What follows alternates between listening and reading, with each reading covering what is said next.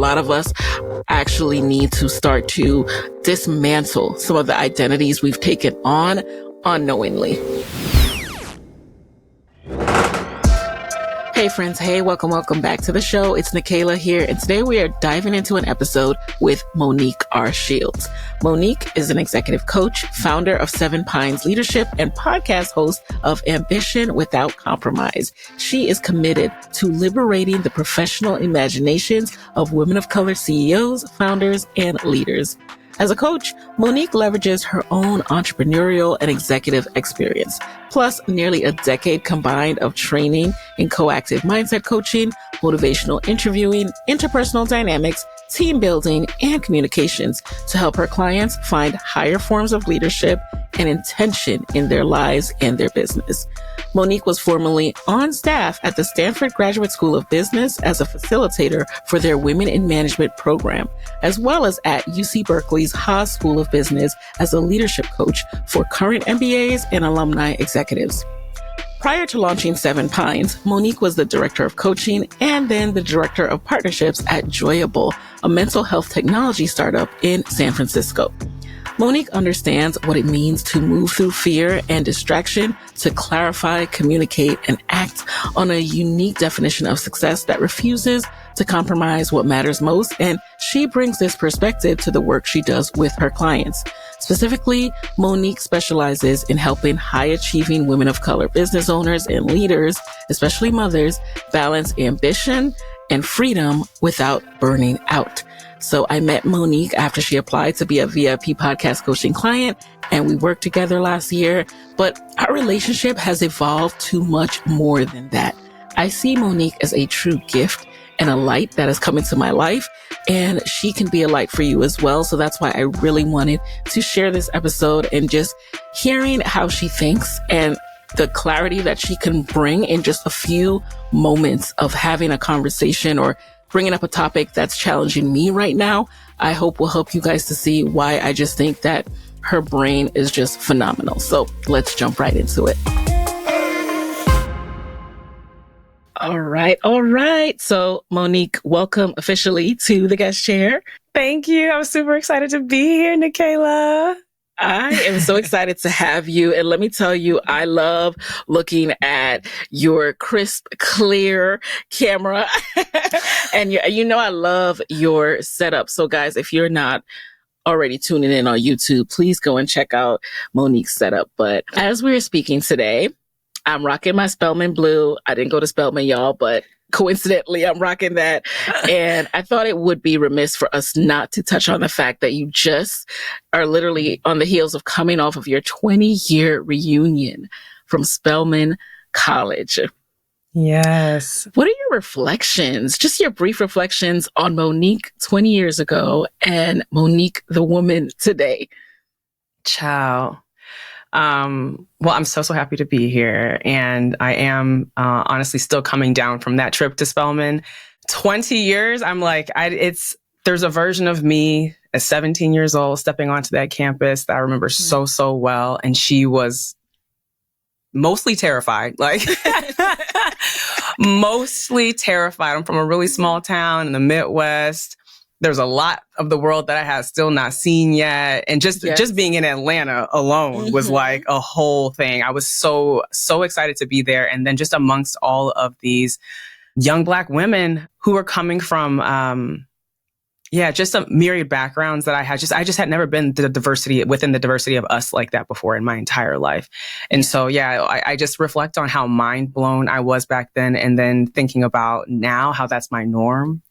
And how that, has obviously shaped a lot of what I do, with my focus being on women of color. I feel like I know us, the courses and things that are just like requirements at Spelman, deepen a certain kind of understanding of our experience, that I know supports the work that I do today. But that place shaped me.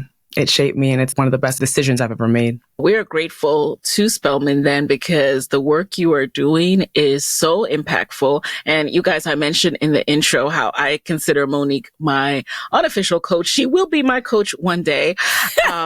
But for now, I want to share with you all just how Monique has impacted my life in the time we've known each other. So what was your initial career path coming out of Spelman?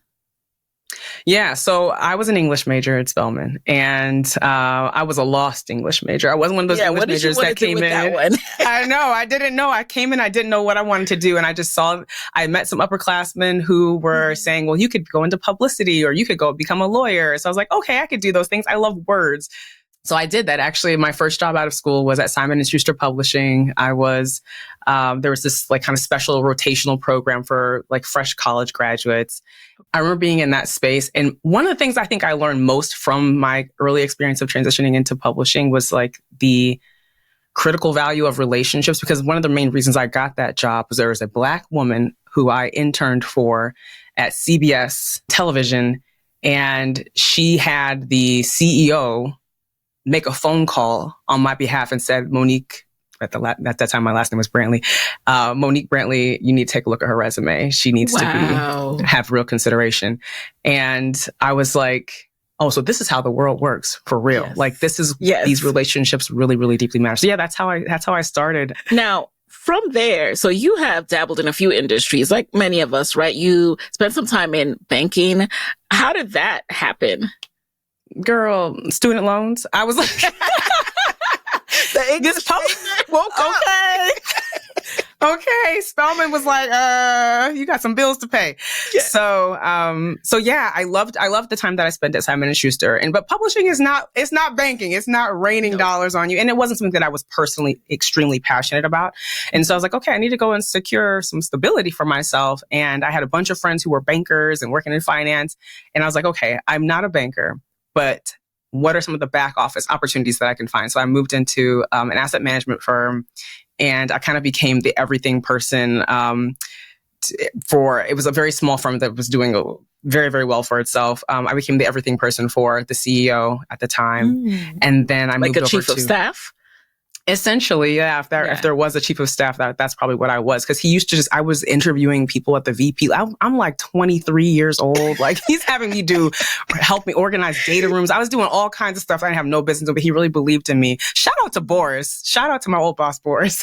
Yes, shout out Boris. Shout out to Boris. But yeah, then I moved into investment banking in the back office, and I was doing like a lot of what we called data services management. So all of the research and things that our bankers use, I was managing all that stuff. I was supporting the compliance team. I was doing I just became kind of like a Swiss Army knife person, doing all the back office operational things. So and learned a lot, made money.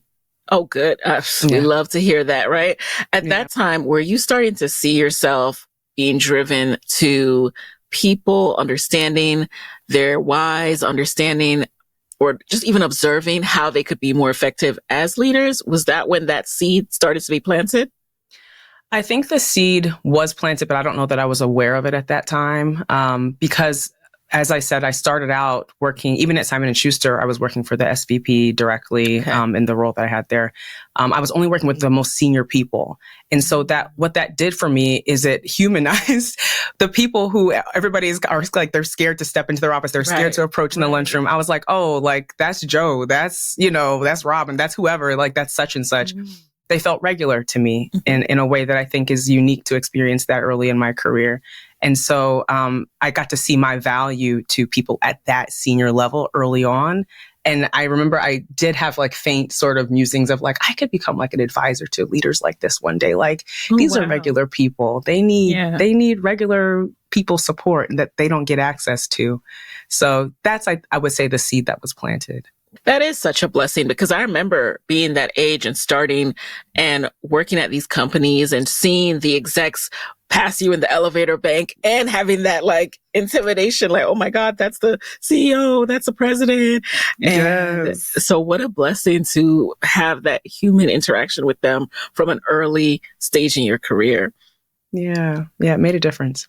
One of the things I love about your story is the fact that you do what we often talk about on this show is when you are starting out, if you can have your company pay for training, do that, like squeeze as much as you can out of your resources, your benefits. So which company or which role were you in when you pursued a certification in coaching?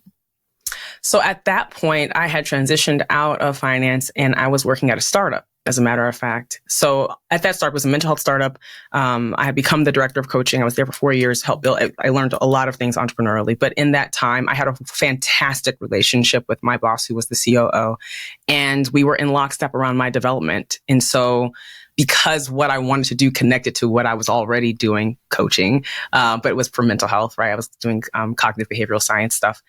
It was kind of an easy sell to bring that experience in-house. So it's like, we don't have anybody here who's actually certified in coaching. Why don't I go get that for us? Yes. And then also planting the seeds for my future, because that's something I take with me, right? That's what we get to do. So that's how that worked out for me. How did you become the director of coaching? Ciao. Being there. Don't you love it? You know, being in the things, being on top of the things, and raising my hand. I think that's a big part of it as well, was like, because I had that relationship with my boss, it was clear, you know, like what I wanted, what I was good at, how to utilize me. My final year there, I was actually the director of partnerships, because as startup life, it was like, that's what we needed. And so that's what I became when I came back from maternity leave. They were like, okay, you're director of partnerships now. I'm like, okay, cool. Well, the two align because you're so in tune to people, what they need. And so I can see that transferable shift happening. But what I love about your experience is about what you've done, but it mostly is about who you are. I think you innately have a gift, right? I think you are innately meant and called to do the work that you're doing in helping people to navigate ambition in this world that it's almost like you're in a video game, and like you're just trying to drive down the street and then all of a sudden things just keep coming in your pathway. That's what it feels like in all aspects of life, right? And so we need someone like you who does that. And I don't want to talk in generalities. So I would love for you to kind of break down what it means to be a coach, what it means to help people, executive coach. We can start there, right? When you moved into executive coaching for places like Fortune 500 companies, or even when you were working at Stanford, what does that look like?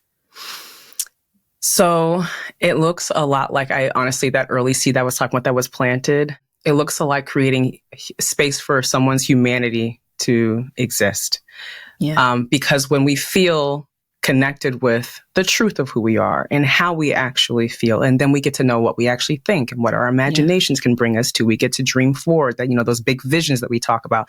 So I see the role that I play as an executive coach as someone who's really unblocking. Like, I'm helping to create space for people to just be more fully expressed, be more of who they already are, right? Because so many of the spaces that we're operating in, especially as I focus on women leaders, require us to contort ourselves or to occupy a certain kind of posture and to look a certain way and to be on. So where do you have that space where you can really hear yourself, right? Where you can really, because you're also already, you know, the women I'm working with are extremely capable, competent, high achieving people, right? But you can high achieve yourself into a very strange predicament, you know, going in the wrong direction. If you haven't had time to actually reassess, locate yourself and get centered. So that's a big part of what I do, is making sure that my clients don't go through that process alone, and that they don't experience that extreme distancing from themselves. They get to come back into themselves. It's funny. I was literally just talking to someone this week about that feeling of needing to be on. And I just got back from a conference, actually. So I was talking to the founder and organizer about, you know, when I walked in here, of course, I was in like business mode, right? I'm like, oh, I'm used to this. I do this, right? I'm on. I got it. Like, I'm ready to show up. And then after a few minutes and a couple hours of just being in the space with this particular group who was it was called the Side Hustle Economy Summit out in Indianapolis, hosted by Anthony Murdoch. And I mean, what they're doing there is just so special. And I said, wait, I could be myself. It was like this, and it's not like, and as I was trying to explain to him, it's not like I wasn't myself, but there's just something different when you realize, there's nothing to prove here. They believe me. Whereas in when you occupy some other spaces, or predominantly white spaces at times, the first layer is, I have to prove I belong here. And then it's like, then you can let down your guard. But that needing to be on, so to speak, is a real thing. And everyone can say, oh, just show up as yourself. I don't have to prove anything to anybody. That's just not the reality of some of these spaces that we go into. Corporate spaces are not designed for anybody to be their full authentic selves. You have to decide what pieces of you are safe here, what pieces of you are advantageous to share here. But a lot needs to be held for you. You need to, it's definitely you have to kind of design yourself a certain way. It's just what it is. And there's just too many characters. Again, like the video game, you don't really know people. So you have to decide what is safe to share with this character. Who is this character really? Who is like the game of Survivor too? Like who's their alliance and what's going to happen with information that I give to them. It is. It is absolutely a game. I love that you're sticking with this metaphor because it's like you can't ever forget that. You really can't, that we're playing a game and it's about learning the rules of that game.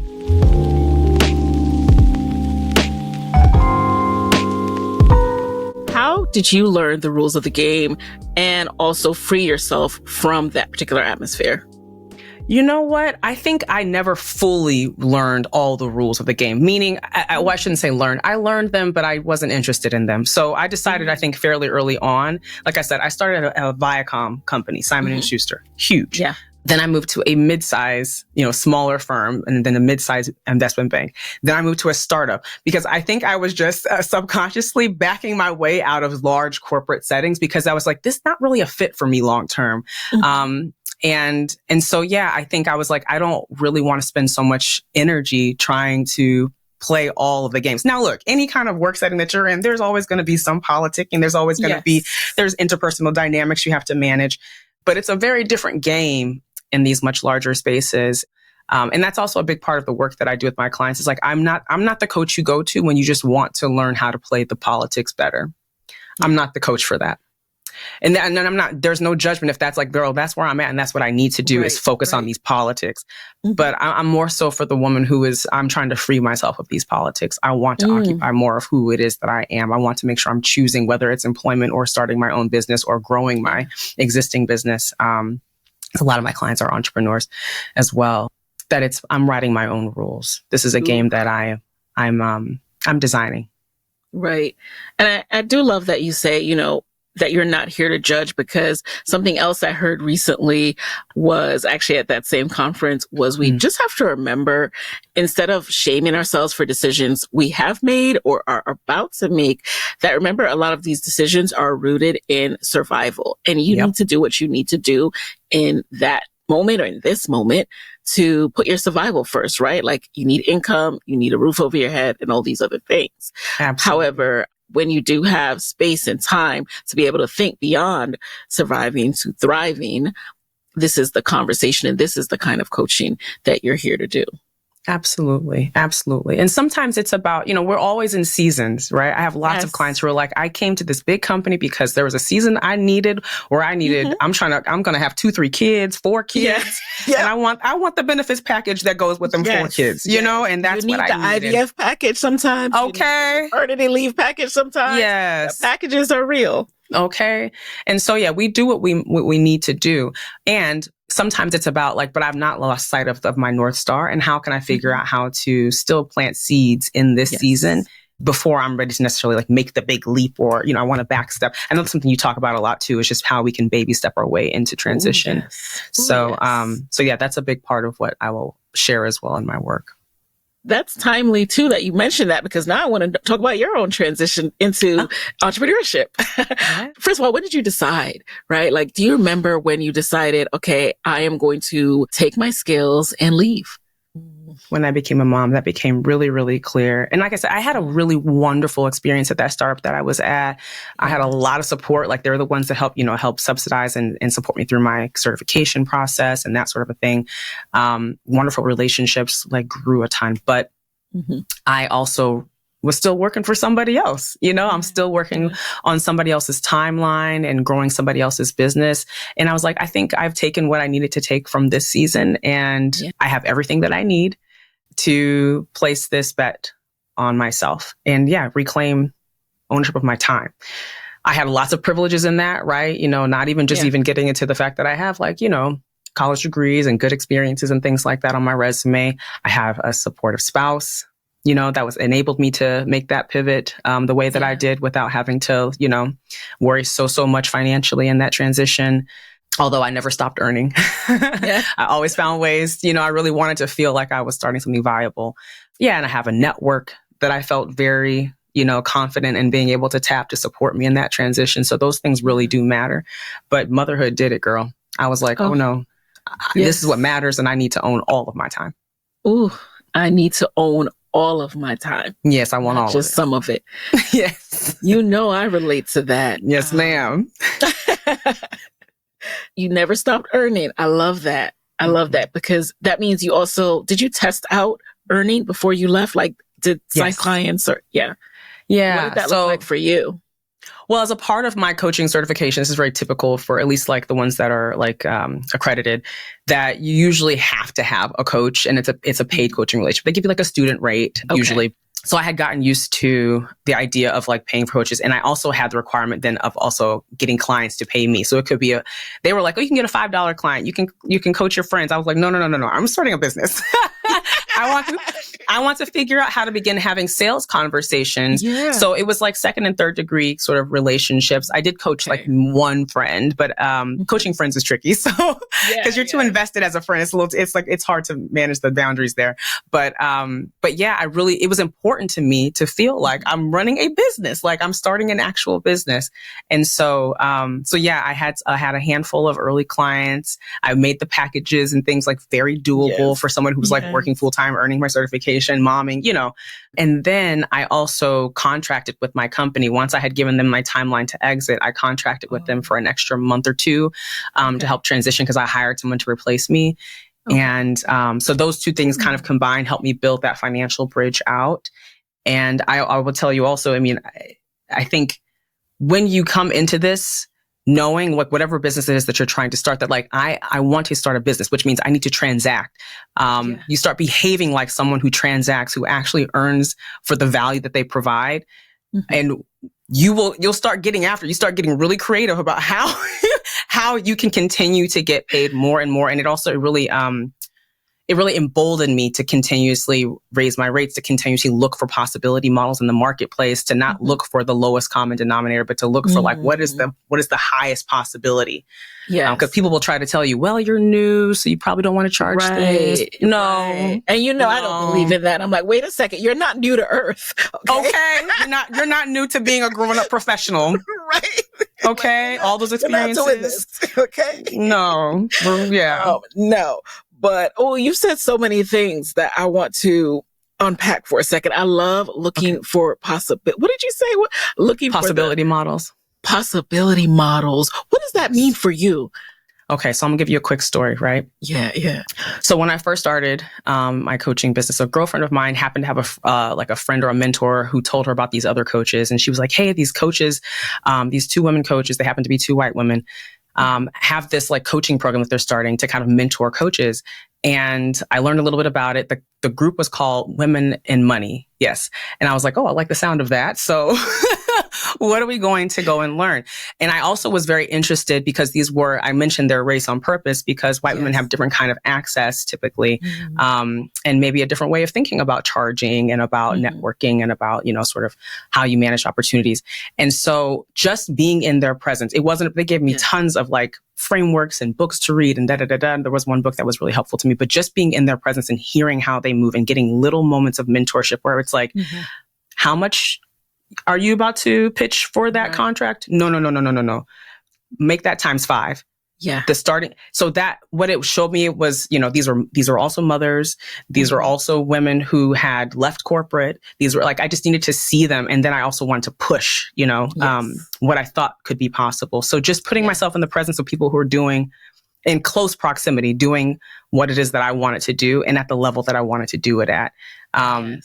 I just kind of had to keep pushing, and I continue to do that. I'm never going to stop pushing making sure that I put myself in the presence of things that expand who I believe I can be. Yes. And that's one of the ways I think you have influenced my life, in that I am inspired by you to really not only resource myself, we'll talk about that, but also keep pushing in the area of training and coaching. And okay, who is doing something in the realm of what I'm doing that I want to learn from? And not being afraid to invest.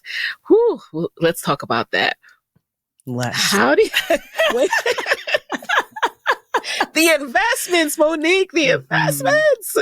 Yes. Like everybody is 5-figure this, 5-figure that. I mean, I got to do it one at a time. We can pace these things out. About your approach to pacing yourself and investing so that you are growing as a business owner.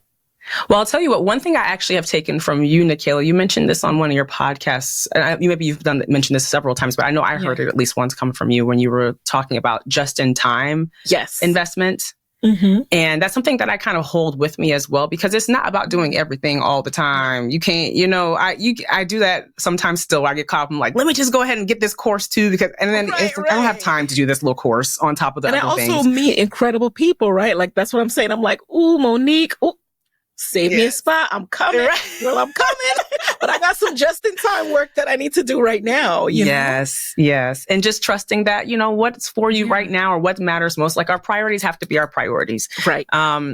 But I think it is about responding to when you see the resource that you know you need. You've vetted it, right? You've gotten good reviews or referrals from people that you trust. All the things that kind of like shore this up to be like, this is a good place to be, or this is a good thing for me to invest in. Yeah. It's about listening to, this is my priority. I said this is my priority. Why am I not acting like this is my priority? And investing ahead. Investing ahead. What do you mean by that? And so I have, in several seasons, have invested when I felt like I didn't, air quote, have it, meaning I put it on credit. Yes. Or at least a portion of it. We were just talking about credit last week. So again, another honest conversation about how to smartly utilize credit. Yes. I think, it's one thing to like leverage your credit for actually investing in yourself versus things that maybe are completely depreciating or worthless as soon as you buy them. Right. Gotta be careful. Gotta be careful. But I was like, again, this is when I invest, I always know that I'm placing a bet on myself and I'm clear on the priorities that I have for this season. Like, what hurts the most, or what you're most excited about. Like, those are the clear priorities, the needle movers in your life or in your business. And so, there have been times when I've invested ahead like that. And it has always paid off. You know what it is for me though? I think it just activates urgency in me in a way. I was going to say that too. It activates not only urgency, but commitment. Like, yes, all right, I am locked in. I'm locked in. I am locked in. But I also have to add some caveats too, because if anyone's unclear, again, go back to the just in time, go back to like what is most important in your business right now. So if you're feeling like, if it's still feeling like, oh, I don't know if this is worth it, perhaps it's because it's not a priority, right? Yeah. So if you're still feeling on the fence about things, I think it's good to listen to that survival instinct in you as well, that gut check. And, remember, we're not saying just because something's high ticket doesn't mean it's going to be valuable and good for your business. Vet things. And make sure it's what's really going to help you, really going to move the needle in your business. Emphasis on your. Yes. But I will also say that. Yeah, it's important to do that. That's what we did when we went to school, right? Unless you were on a full ride, you invested ahead. It's like, this is not going to pay off for some years, and it's a good chunk of money, but I know what this is. I'm placing a bet on myself and what I'm going to do in this environment, in this space. Yeah. The other thing I just wanted to quickly say about investing in yourself in this way is that it's also, I think, really important to note that it's not just about, there are lots of tools and strategies and things that can like create meaningful, but still kind of incremental change in our businesses and in our work. That sometimes I think we can get addicted to doing those things because they are like, they're acute, solutions. They create like quick wins, and you're moving forward, but it's like, you're actually inching forward or getting like a yard or two. When what might be beneath is what's keeping you from making the quantum leap, the big, the actual shift. Or it's like, actually, I'm not supposed to be on this football field. Why am I even on this football field? I'm supposed to be, I don't know, on a tennis court. I'm just making stuff up. But but you'll never get to that if it's like, there's actually some internal stuff that is keeping me doing these little incremental things right now. Is there a pattern here? So it's hard to always see that, but just to bring some awareness to it. Yeah.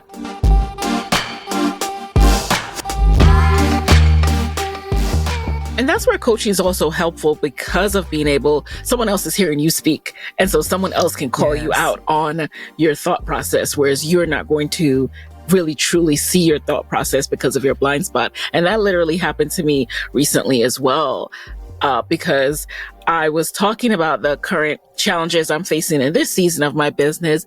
And, the person stopped me and said, what you're saying is this and this, but what I'm actually hearing is you talk about unboxing and boxes. And what I'm really hearing is there needs to be a dismantling of long-held beliefs in this next season.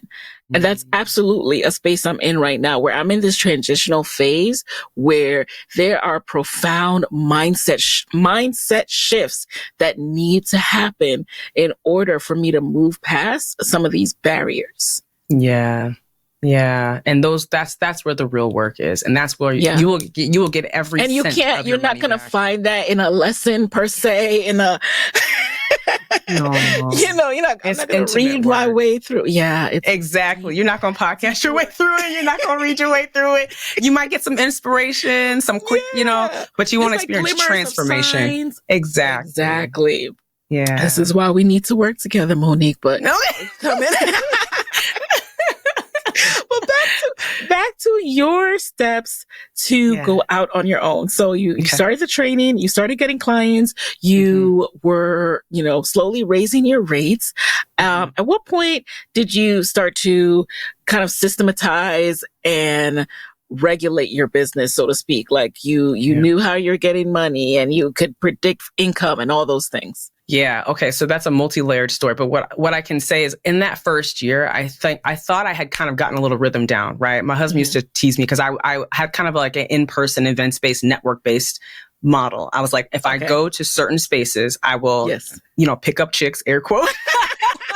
He's like, you're always getting numbers from these women. I'm like, I'll be out here bagging the ladies, But I would just go and I would see who in the room, is sparking my interest. I didn't necessarily go and research and who's going to be there. I was like, I don't need to do that at this stage of business. I still don't really do that. And I would pick up women and and some of them would become friends and some people will become referrals, some people will become clients. But I was just like, I just need to keep meeting women, put myself out there. And then I would do some different events and retreats and things like that as well, so people could actually experience my coaching and facilitation. So I was like, okay, as long as I keep showing up in these spaces in person, that was my rhythm. And I was like, I'm good because I know that I can experience a certain kind of conversion rate out of that over time. Yeah. Then 2020 hit and we were not in-personing anywhere. And so I had to about face, and that is one of those moments when I invested ahead, right? When I was just like, okay, I absolutely have to figure out how to show up online. And that's when I hired my amazing business coach, Teresa Hawk, who really helped me figure out that online model. So I kind of restarted. And I think that's just the experience of entrepreneurship, right? It's like you feel like you get into a groove in a way and then everything changes and you start all over again. Everything changes. You never have it figured out. Oh my gosh. Well, first of all, Teresa is amazing. She's been on the show way back. I need to have her back in the chair. But yeah, Teresa is amazing. So kudos to you for choosing the right coach. Yes. And then also, you're absolutely right. I think that's part of my fundamental shift that's happening right now is no matter how many times it happens and it's going to happen, I think I was caught off guard by the current need for a lot to change. I'm like, no, I don't want to start over. Girl. No, I can't. I literally have a lot going on right now.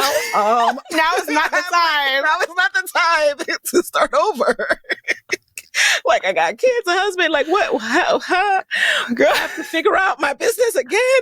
But that's what happens, every several years, the market, everything's going to shift. Yeah. So I definitely I got a little too complacent and just forgot that this is just part of life and business. Yeah. And it's nice when a thing is working for a while, where it's just yes. like this is like locked in. We know what we're doing. We've got the systems that support the things. Yeah. But it's, it's never forever. It's never forever. So I think I have had several seasons of that, or I should say multiple seasons of that, where it was like I had a system that was locked in. I kind of got the revenue moving in a certain way. I knew what levers to pull, and then I had to switch it up.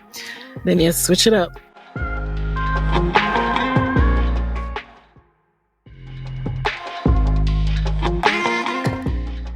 And you're unique in that you have done B2C, business to customer, and also B2B, business to business. Mm-hmm. You've been in-house with, again, amazing firms. Is this something you've done more recently after coaching from Jerisha, or did you start out like that with I'm an in-house executive coach for this awesome Stanford Business School and this other company? Yeah. So that was also a part of my bridge way out. So in that year when I was transitioning out of my full-time role, I was part-time at Stanford. And I had my baby. So it was a lot going on. So I would work my days, and then I would spend a little bit of time with baby. And then there was multiple times a week I'd be driving down to Stanford to do work there at the business school, facilitating and coaching in women's leadership circles, basically. And then I would drive back, and then I would have homework for my coaching certification. So I was figuring those things out. So that was just kind of a part of me, building the network, building skills, building really confidence. But yet my, I guess, portfolio-ish approach to building my business, I've always known that I wanted to have some portion of my business. I don't want to have all my eggs in one basket. Some portion of my business that was B to B versus B to C. I prefer to have, it's like an 80-20. I prefer to have 80% of my business be B to C over B to B. And when I say 80%, I think of it energy-wise. Because of my energy. The energy, yes. Working with big companies, it pulls on different energy levers for me, there's the process of all things, just getting set up through procurement, the approvals and the things, I set my W-9 4 different times this week alone with a big company. I'm like, what is going on? Why won't your system process this? So I get it. Yes. And it's those little things that I just have less control over, and freedom is a huge, huge value of mine. So that feels like it infringes on that. I'm like, that's why I started my business. I need to feel free. So yeah. I'm doing come on, the praise hands, y'all. The praise hands. Yes, because you're preaching to some of the beliefs that I need to work through, right? Because I think what's been a struggle for me is, I became an entrepreneur and y'all, I can't help it. When I'm with Monique, I can't help but, I feel the get into it. To get coaching. Get into it. Come on, get into it. I love it. She's just so wise. But you just reminded me of what is one of my mental blocks right now, right? I became an entrepreneur for control of my time and flexibility. So my fear, I guess, in doing B2B, which for a long time, people have suggested, business mentors have suggested, I was afraid of losing my time again. It's almost like PTSD from working in corporate, oh my gosh, now are they going to want me to come in the office more, to facilitate stuff? How is this going to work? Right? So that's something I need to work through. Yeah. So the decision to whether or not to give more of your time to the B2B work? I guess number one, stop imagining things that before it's an actual obstacle. This is something I'm making up in my mind, right? I don't even know what company it would be, if they would need me in-house, maybe if it would just be once a month, right? So one, I'm creating a problem, and two, just opening myself to the possibilities, as you said, to kind of just unblock this area of my brain that's making me fear B2B, because I know there's opportunity there and there's need there for my skill set. So I had a conversation with a client that feels like connects. Can I go into this really quickly with you? Oh yeah. And I hope I'm not hijacking y'all, but it just triggered the thoughts. Well, this is also, I am positive that somebody listening right now, that probably a lot of y'all listening right now are going to connect to this experience too, because this is what happens. I think, especially when you come from a marginalized community, I work mostly with women of color, but that PTSD experience, pain drives a lot of our decisions, or fear of experiencing pain, because we know what it feels like to be, to have control, mess with, we'll say. I don't have to say taken away, but, messed with, and what that does for our health, our psyche, and that sort of a thing. And so when we enter into moments where it's like, okay, I've got a decision to make here to step into a new way or a new thing that I want to do, the first thing that can come up is like all the things that I might lose, all the scary things that might happen to me. Yes. And it becomes really, really irrational, which I'm sure you're aware of, right? But it's like you can be logically aware, but emotionally still stuck, Ooh, yeah. That's just how our brains and our bodies work. That's just what it is. And so it's like, okay, how can I begin to provides myself with some fodder to release some of the irrational attachment to like something bad is going to happen to me. And really the language happen to me is really, really, really important. So for instance, I was talking to a client. She's very, very accomplished, very, very senior, and she is looking for her multi-8-figure opportunity. Yes. She's being courted and she's terrified. What she knows is kind of like, what is going on? Like, it's not like I'm scared I can't have it because I'm looking for it and nothing is, it's like people are approaching her saying, hey, you want this bag of money? And she's like, what? But the first thoughts that come to mind are things like, but what if I lose it all? I've got kids, I got to put them through school. This and this happened with my family. I've seen bad, and it's like, none of these things are actually happening. None of this, like you said, sort of you project out, you start trying to, make up the worst case scenario. Catastrophizing your butt off. And what we came to, and I hope this is also helpful to you, Nicaila, as you're thinking about this too, is that you have standards and you have criteria that must be met. All you have to do is identify what those standards and criteria are and assert them. Say them out loud. So if it's like, for me, a multi-8-figure, whatever opportunity needs to look like X, Y, and Z, or whatever the list of things are, then those are the only conversations you're having.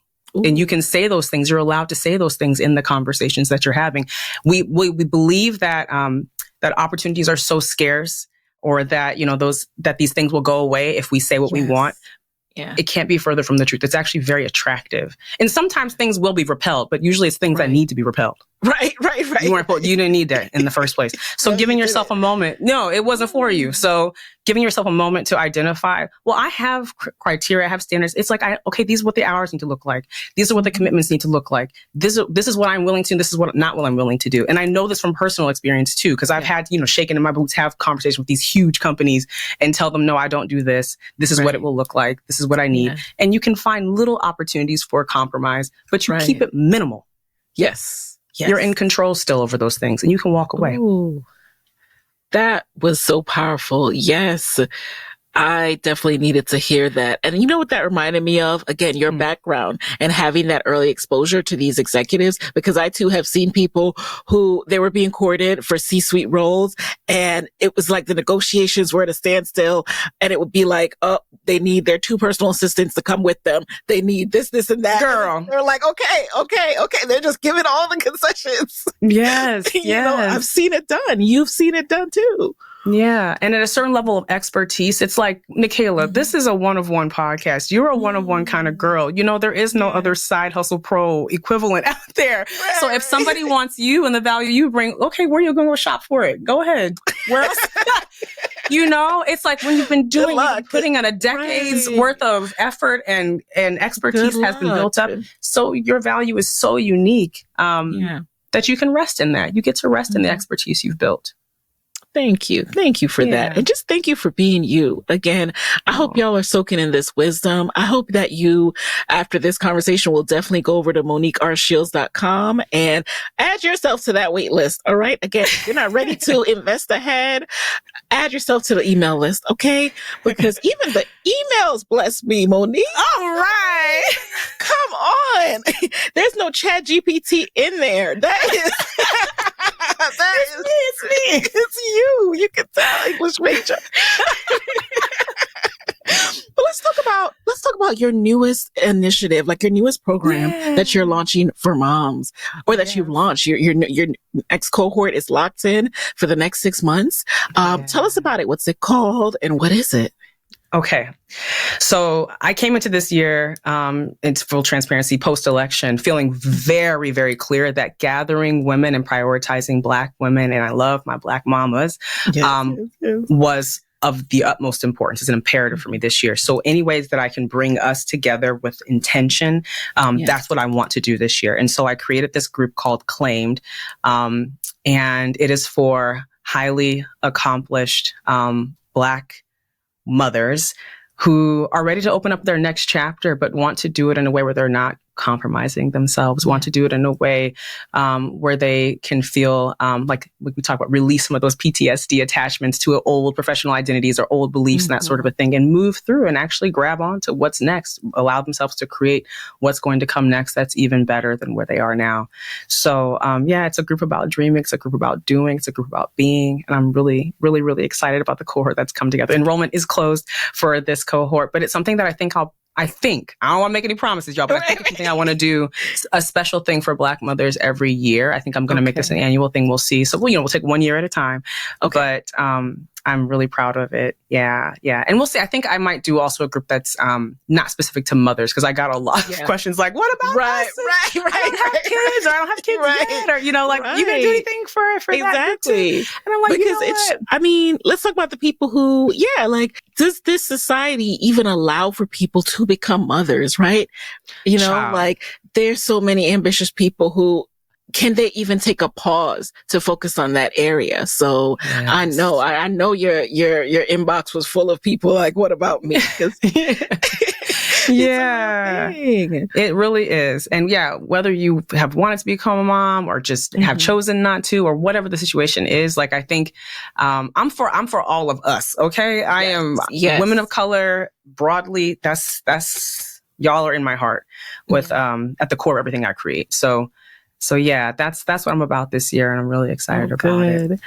And you're also an example. Something that I also enjoy about you is you're an example of, speaking of business, evolving in creating new offerings and not being stuck in this box. Don't put yourself in a box of, this is what I offer and I can't create something new. It will look weird or whatever. No, as you evolve and you see a new need, you have been one that have tested out different offerings. So how do you go about deciding what I'll offer when, and as you think ahead, right? Because I know you don't just plan in the moment. You have to think ahead for your next year. Yeah, I think about things for a while, sometimes too long, y'all, I'm gonna be honest. How you get in your head about stuff. But I really want things to feel right. And so, my process looks like, number one, listening.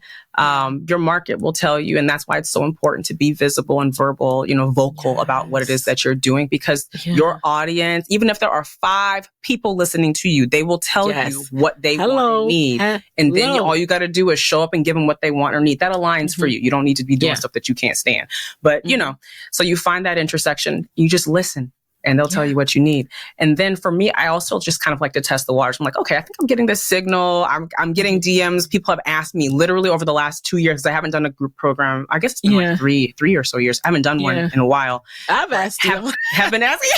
I was like, that was me, girl. I was one of them. Help me. It's like the Kevin Hart voice. Help me. Help me. Help me, please. So I was getting some help me please around this group thing. And I was like, okay, let me see. And then I just started feeling like I want it to be for moms. I really want it to be for moms. And so I remember I would put it like in like the PPS of my newsletter, like, I'm thinking about this thing, y'all. Anybody interested? And a bunch of people just raised their hand. I was like, okay, there really is interest. I'm not making this up. So I kind of try to grow my data set to have confidence around the signal. And then I just get to building. And, it's like anything else that you build when you build a new offer. I listen as I go, even as I'm interviewing and talking to people from their applications, understanding what it is that they really want, what it is that they're really struggling with. And, the things, it's crazy. Sometimes I think about it's wild, but they build themselves if you just listen and respond.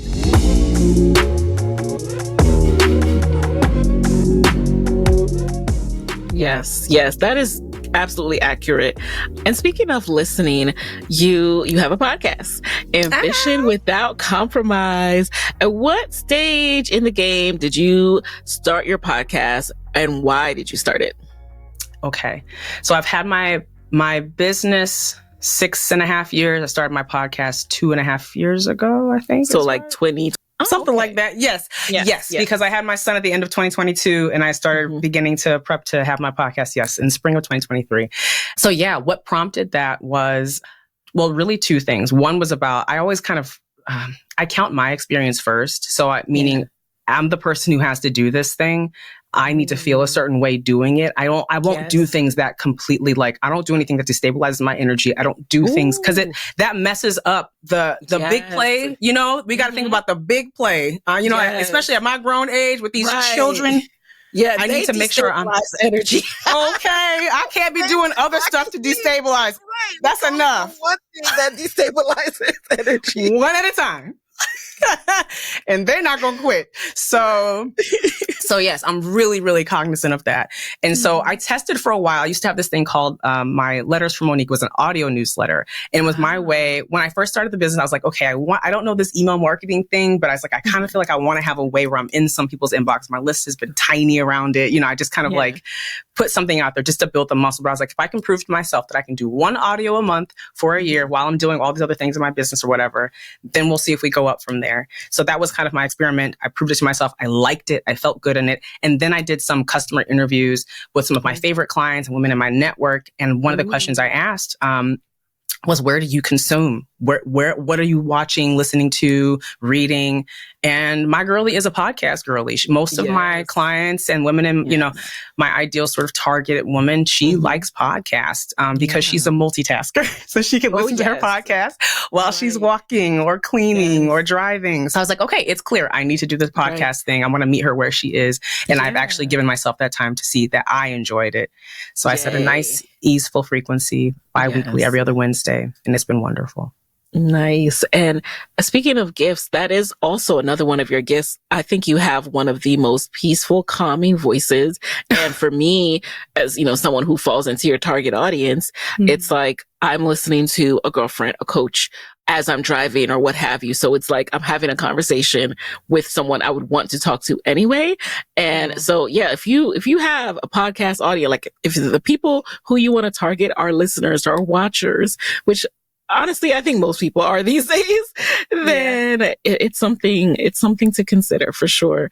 But it was really interesting when we worked together because you said something that was very unique. You're like, listen, my focus is not on growing the show. My focus is on deepening the message, clarifying the message, and really getting clear on what this person needs to hear and the topics and the how. Like, tell us a little bit more about that. Like, why was it more important to you about the content and not so much the growing the audience and becoming like this big podcast, Instagram, TikTok sensation? Well, I think there's a few things there. So when I first started the podcast, my intention for that entire year, not even just the podcast, but for everything, it was, again, I had just had my second baby. And I was like, this year is about depth. It's not about breadth. It's about depth. So I want to do very few things. I want to do them very well. So there was that. So that's just the energy with which I started the podcast. Then by the time you and I start working together, my podcast coach, VIP coaching with Nicaila, first of all, if you're not on her wait list, she's got the keys to the kingdom, just to be clear. Which was so helpful getting your feedback because you were obviously a killer in the game. So but me just sort of discovering also at that time, I was like, where my business is at right now, I'm not in a growth stage. I'm like, I for who I'm speaking to, which is like, I'm not for everyone. I'm, like you're women of a certain, at a certain stage in your career and life. There are certain variables that have to come together. It's not a mass market message necessarily. I think I could see it growing in the future, but I was like, for where I'm at right now, I want to be super clear. I'm calling in her. Like I want my market to be tight. I would love in the future to be able to position this to sponsors, just saying like, I have this super tight niche group and I know I've got them all. They're all here. It's not huge, but it's tight and it's crisp. And so I was just really clear on that. And I also just the activities that are involved in really, really growing. That was one of the beautiful things also about working with you was understanding from somebody who has a huge podcast and a large following, what are all the different levers you pull, the different work streams. And I was like, I think to do that well, to do it at a Nicaila level, I would have to have my business a lot more focused on the podcast being my daily activities. And it's like, I'm not ready to make that pivot. So, yeah, it was like a capacity, a season thing, my ideal client thing. Yeah. And I think you do such an excellent job of, like you said, owning that of, okay, here's what I want this to look like. Here's how much energy I want this to occupy. And here's how I want to do it well in this energy space. Like, I recognize what that would look like, but that's not what I want for me right now, or maybe ever. But this is what I want. And here's how I want to do it well here. Totally. I try to respond to my seasons. Like, I really, really, really try to do that. Not perfect at it, but it's really important to me. And that's it. It is. I might change my mind like a couple years from now or next year. Who knows? I might be like, Nikayla, how do I grow this thing to something massive?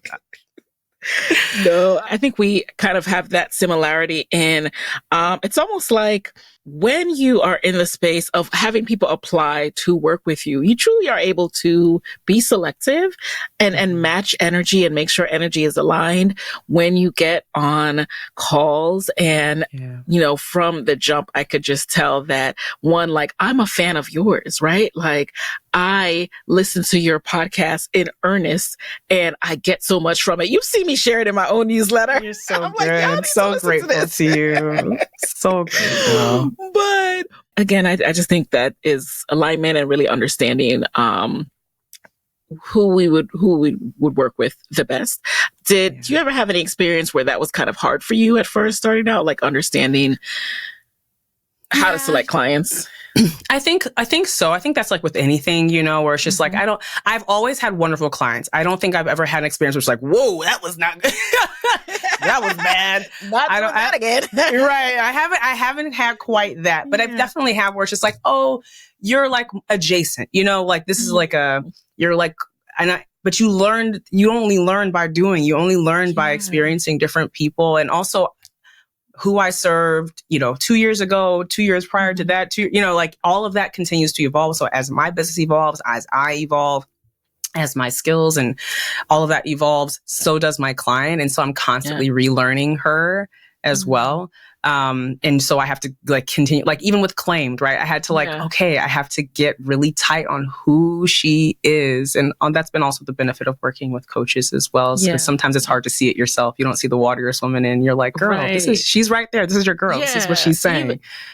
Even as a coach, like I'm very impressed by how you have $1 million. No, I won't say $1 million, but you have, you get some coaching, girl. I have a health coach, a money coach. Well, like, I didn't even know these kind of coaches existed. But no, that again has inspired me to step it up, you know, just in time or when the times are right, and not trying to do everything at once. Because that would not be going along with your ethos of protecting our energy either. But I'm really inspired by how you are very intentional about your coaching and also resourcing yourself. Can you talk a little bit about that? Yes, that is core to my message, because we are moving around out here, and so much of what ails us and what is keeping us stuck and what feels hard is the fact that we're alone. My clients, one of the top, you asked me earlier, like, you know, sort of what it is that I see executive coaching being, and I was kind of talking about it a little bit, but it's really is like I'm a solution to isolation. You know, when you are super high achieving and you're operating in spaces where, you know, professionally, like there's that element of having to be on and all that all the time, but also personally. If you are the one in your family who's like, I'm the rock, or I'm the one that made it out, or I'm the one who's got it together, or I'm the one that, you know, then you're all that no one has to worry about. Yes, I'm the one. I'm your strong friend. You know, so when you occupy that identity as well, it's like, where do you go to get to set that down? It's like you might have people who love you and you know that, but it's like they can't fully relate. They can't give me the full spectrum support that I really need, or I can't talk to them about my $1 million problems and stuff because it sounds ungrateful or it sounds, you know, awkward. So yeah. When it comes to resourcing yourself, you had a whole episode about that, how you are very intentional about the resources you need for self-preservation, really, because if you are burnt out and stretched thin, nobody wins. Yes. So how did you approach that? How do you approach that in your life? So how I approach resourcing myself in my life is I just don't hold back. Every time I overinvest or invest ahead. Again, you don't have to go wild with this, but there have been years when I'm like, I'm going wild. I'm like, when I think about like the percentage of my profits that, that have gone towards like pouring right back into me, the return on that investment, it is always worth it. It is always worth it. It always exceeds my expectations, because when we feel supported, when we feel unalone, when we feel healthy, when we feel well, and we feel like there's a whole squad, a whole team around us that is helping to hold us in that way, then we're operating, I think, the way that humans were actually meant to operate, which is, we talk about it takes a village. It really does, but we're not set up in this system, in this society, to experience what we should be. So we have to, unfortunately, deeply unfortunately, there's a paywall between us and our wholeness in this way. But if we have the privilege of approaching that paywall and inserting, our credit card here or our cash here, do it. I do it every single time, because the payout for me is exponential. I have never invested, even the things that were like, the content that I got from it was just like, okay, or whatever. Yeah. But there's usually at least one strong nugget that changed something real, because that's what I'm going to make of every investment that I take for myself, every opportunity. So everything it forwards me, it expands me, it makes me more money. I've never experienced an investment in myself that didn't pay out, ever. And you had a recent episode about this, because what I find myself in a boat of, and some of you listening may also feel this way, is when you've done all the things and you've checked all the boxes and you're trying your hardest to do everything you can, right, for resourcing yourself, and you still feel burnt out. Like, is this like a series you're going to do? I know that episode addressed it, but I'm like, are you going to help us work through this season on your show? How do we get past it? Yeah. Well, that's when great. You're doing feedback. So many things and you think you're resourcing yourself. Mm-hmm. Yeah. So this gets back to some of the things that we were talking about earlier. I think the episode that you're referencing is when I was kind of making a comparison to that, or I was referencing that book, 10X is easier than 2X. Yes. Okay. So I don't know if your listeners, watchers are familiar with the book 10X is easier than 2X, but very high level, the premise of that book is that in order to make 2X changes, which is what we typically shoot for, it's like, I'm going to double my revenue. I'm going to double my list. I'm going to double whatever it might be. That's big, right? It's really hard. Yeah. But what that means is you're just going to double your effort to get double the outcome. 10X means I fundamentally shift what my business does. Oftentimes it means a lot of carving away of things, of like, what do I need to release? A whole new identity. Like if you think about the DNA of a business has to actually change. If it says we're actually going to go from where we are today to 10X. Yes. You have to become different. You can't just double your effort to get to 10X. That was the episode. Yeah. Yes. So that's because the same thing that happens with us. Piece. Yes. It is. If you're not working at that level, that's it. If you're not working at that identity level, you're never going to get that 10X, because that is what's fundamental to us. It's like it shapes the way that we see the problems or the opportunities in front of us. It shapes the way that we view ourselves, our self-concept I talk a lot about. Yeah. So if you're not doing that work around your self-concept, around how you perceive the world, you're not going to get that 10X payout. So at some point you're fully optimized, baby. Like, I just want everybody to know, if you have like, I've got meal delivery or housekeepers and nannies and laundry service, then that's it. You tapped out. There's nothing wrong with you. It's just, you've reached the pinnacle, you can't go any higher, and that's okay. So now it's about, okay, there are some things that I'm holding on to. There are ways that I am being, that I've got to get into. I've got to get into in a really real way. I also just want to name one quick caveat, though, that's really important, is that I will never separate this from the capitalist system that demands us to always be on and to be exhausted all the time.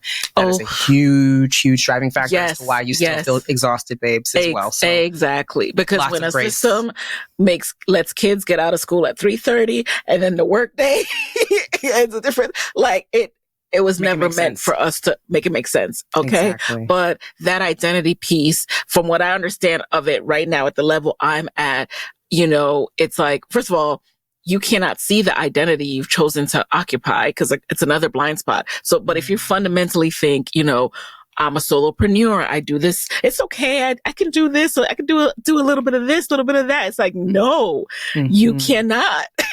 You have to fundamentally shift. Yes. And start to operate differently. And what that looks like could be many different things, but I'm just sharing with you guys like what I took away from that and what might be helpful for all of you as well. Like a lot of us actually need to start to dismantle some of the identities we've taken on unknowingly.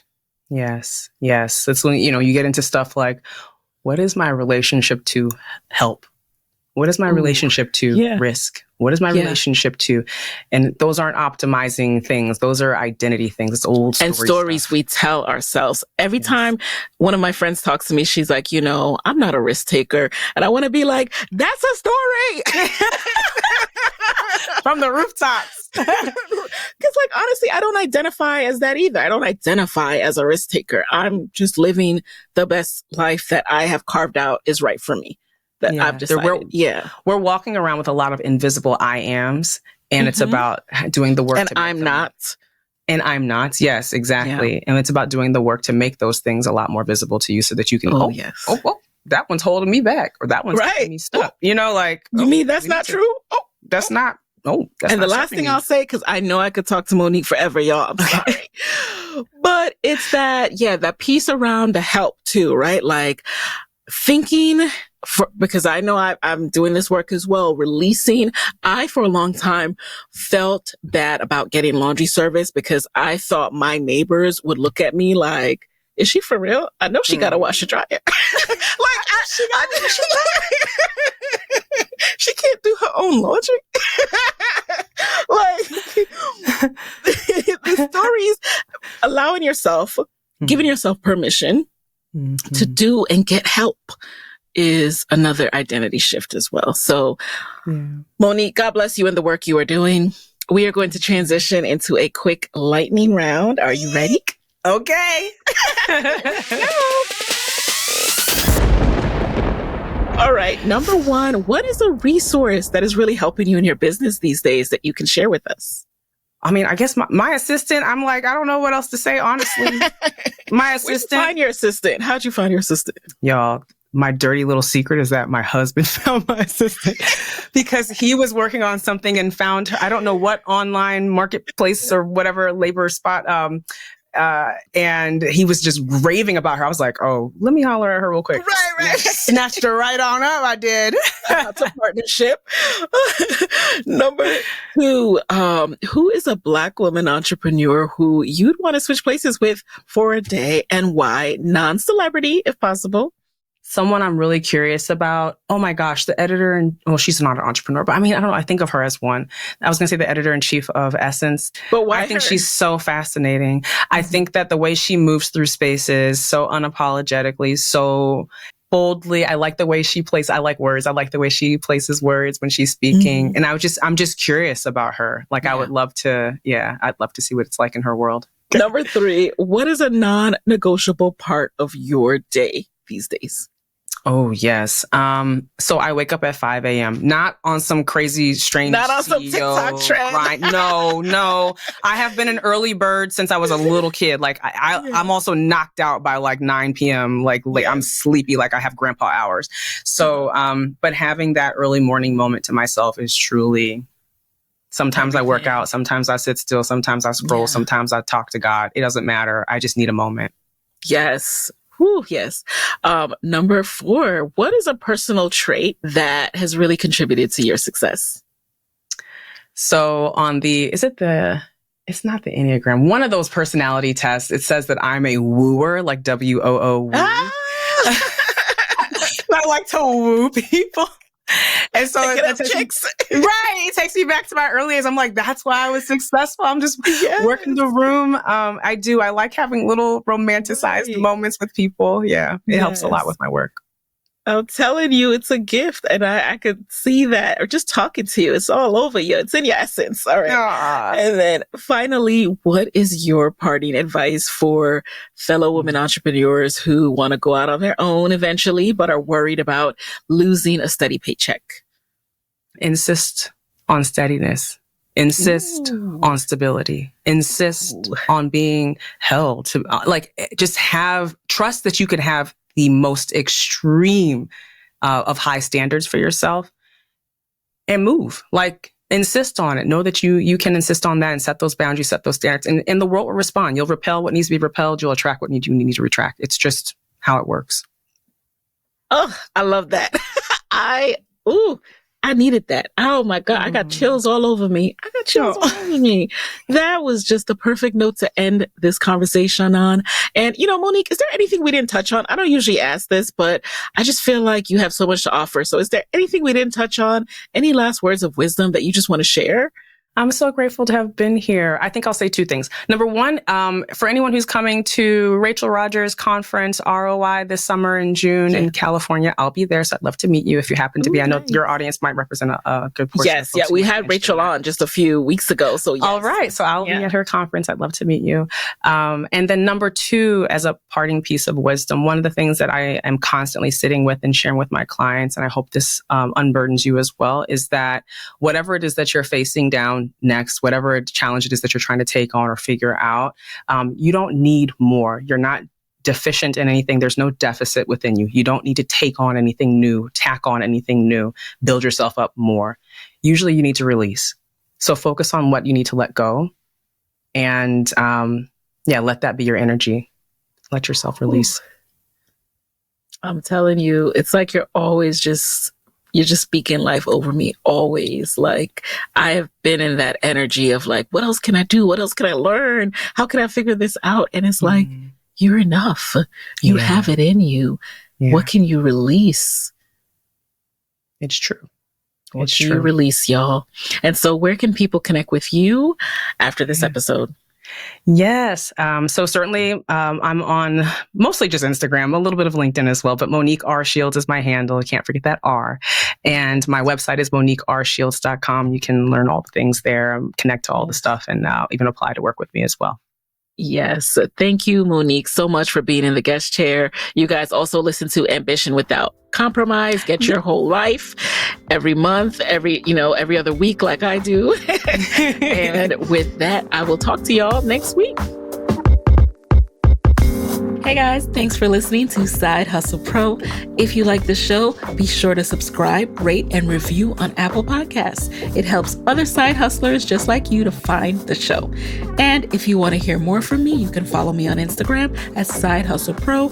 Plus, sign up for my 6-bullet Saturday newsletter at sidehustlepro.co/newsletter. When you sign up, you will receive weekly nuggets from me, including what I'm up to, personal lessons, and my business tip of the week. Again, that's sidehustlepro.co/newsletter to sign up. Talk to you soon.